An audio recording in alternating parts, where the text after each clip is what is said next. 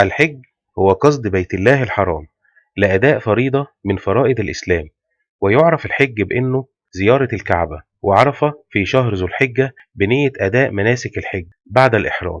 هنتكلم النهاردة عن فريضة الحج، ولماذا فرض الله الحج، وما هي أركان الحج، وما هي مفسدات الحج.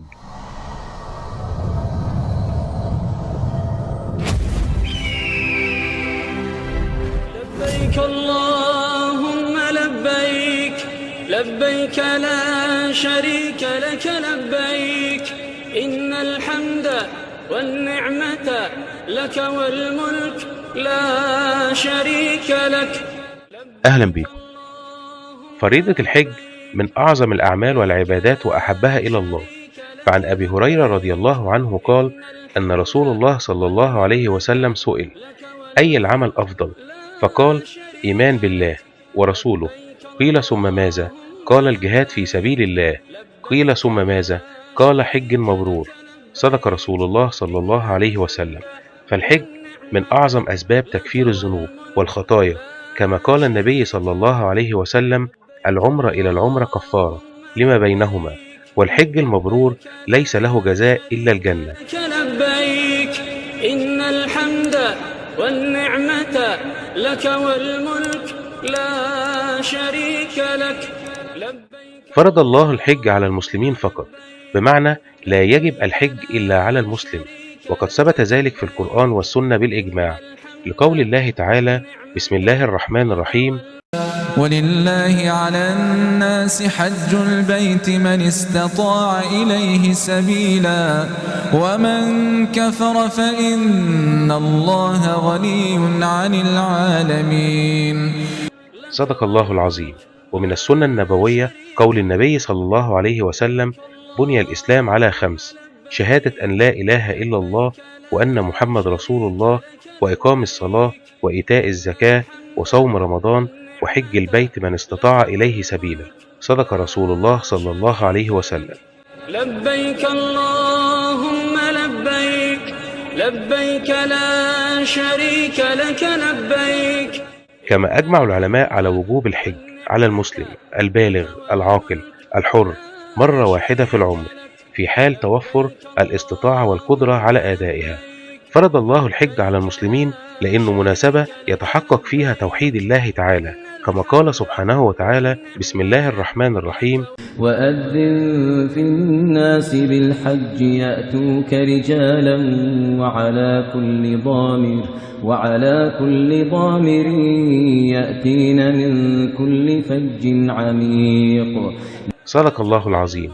فهو مناسبة يظهر فيها المسلمون افتقارهم وضعفهم إلى الله تعالى، فيلبسون ملابس الإحرام متجردين من كل مظاهر الزينة، ويجتمعون في زي واحد في مشهد مهيب يذكرهم بالوقوف بين يدي الله عز وجل. لا شريك لك. الحج مناسبة عظيمة لتهذيب النفس وإجبارها على الابتعاد عن المعاصي، وفي هذا يقول المولى عز وجل: بسم الله الرحمن الرحيم: الحج أشهر معلومات، فمن فرض فيهن الحج فلا رفث ولا فسوق ولا جدال في الحج، وما تفعلوا من خير يعلمه الله. صدق الله العظيم. كما إنه يربي الأمة على معاني الوحدة الصحيحة، حيث تختفي كل الفوارق المادية بين الحجاج. إن الحمد والنعمة لك والملك لا شريك. الحج له شروط. الشرط الأول العقل، فلا يجب الحج على المجنون لأنه فاقد للعقل، استنادا لقول النبي صلى الله عليه وسلم: رفع القلم عن 3: عن النائم حتى يستيقظ، وعن الصغير حتى يكبر، وعن المجنون حتى يعقل. صدق رسول الله صلى الله عليه وسلم. أما الشرط الثاني البلوغ، فلا يجب على الصبي الحج، ولا يجب عليه إلا بعد بلوغه، وإن أدى الحج فحجه صحيح، ولكن وجب عليه حج الفرض بعد البلوغ. أما الشرط الثالث الاستطاعة والقدرة، فقال الله تعالى: بسم الله الرحمن الرحيم: ولله على الناس حج البيت من استطاع إليه سبيلا. صدق الله العظيم. وقد فسر العلماء الاستطاعة بامتلاك الزاد، أما القدرة فيجب على الحاج أن يقوم بنفسه على أداء مناسك الحج، فإن توفرت القدرة فوجب عليه الحج. وإذا عجز المسلم بسبب المرض فلا يجب عليه أداء المناسك بنفسه، ويجوز له أن يوكل غيره لأدائها. والشرط الرابع وجود الزوج أو المحرم للمرأة. لا يجوز للمرأة الحج إلا بوجود محرم لها، فإن أدت الحج أو العمرة دون محرم فحجها أو العمرة صحيحة وسقطت عنها الفريضة، ولكن تأسم لمخالفتها نصوص الشريعة التي تنهى عن سفر المرأة دون زوج أو محرم. عن النبي صلى الله عليه وسلم قال: لا يحل لامرأة تؤمن بالله واليوم الآخر أن تسافر مسيرة يوم وليلة ليس معها محرم. صدق رسول الله صلى الله عليه وسلم. شريك لك لبيك اللهم لبيك لبيك لا شريك لك لبيك إن الحمد. أول أركان الحج الإحرام والنية، فهي أول ركن من أركان الحج، كما اتفق العلماء على لزوم النية للحج، فلا يكون الحج صحيح من غير النية، وهو أن ينوي الحاج الإحرام والدخول في مناسك الحج بقلبه، ويقول: نويت الحج وأحرمت بها لله تعالى، ويصلي ركعتين الإحرام ثم يلبي بعدها. وبمجرد الدخول في الإحرام يحرم عليه أمور كانت محللة له. أما وقت الإحرام فللحاج أن يحرم في أشهر الحج، وهي شوال وذو القعدة و10 من ذو الحجة. لا شريك لك لبيك. طواف القدوم. وبعد وصول الحاج إلى مكة يبدأ بطواف القدوم، وهو 7 أشواط حول الكعبة. وبعد الانتهاء من طواف القدوم يصلي الحاج ركعتين خلف مقام إبراهيم، وإن لم يستطع فيصلي الركعتين بأي مكان في صحن الكعبة. لبيك لا شريك. السعي بين الصفا والمروة. بعد الطواف وصلاة الركعتين يتوجه الحاج إلى السعي بين الصفا والمروة 7 أشواط، ويبدأ بالصفا ويختتم بالمروة، ويعتبر هذا شوط، ثم يعود من المروة للصفا، وهذا يكون الشوط الثاني، إلا أن يتم 7 أشواط، لقول الله تعالى: بسم الله الرحمن الرحيم: إن الصفا والمروة من شعائر الله. صدق الله العظيم. وبعد إتمام السعي على الحاج أن يتحلل من إحرامه بالحلق أو التقصير، وهذا للحاج المتمتع، وبهذا يكون أدى الحاج عمرة قبل مناسك الحج، ثم ينتظر الحاج من مكة حتى 8 من ذو الحجة.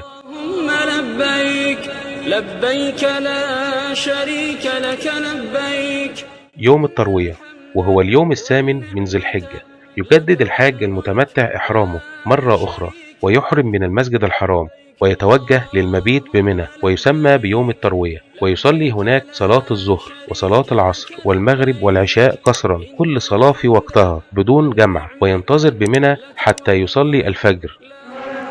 لا شريك لك لبيك اللهم لبيك لبيك لا شريك لك لبيك إن الحمد والنعمة لك والملك لا شريك لك.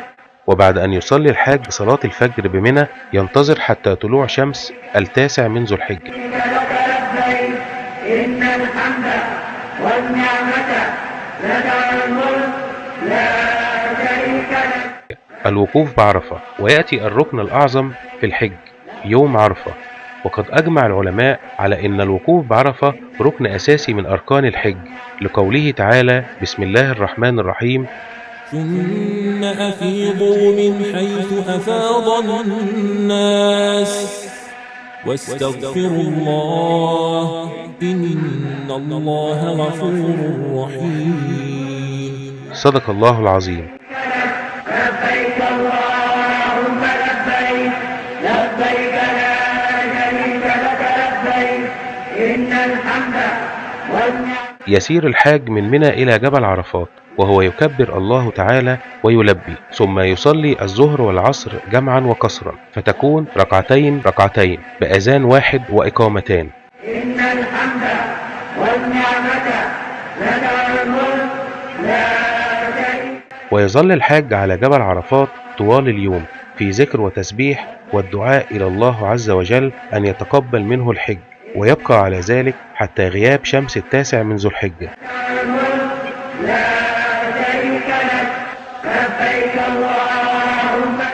النزول إلى مزدلفة.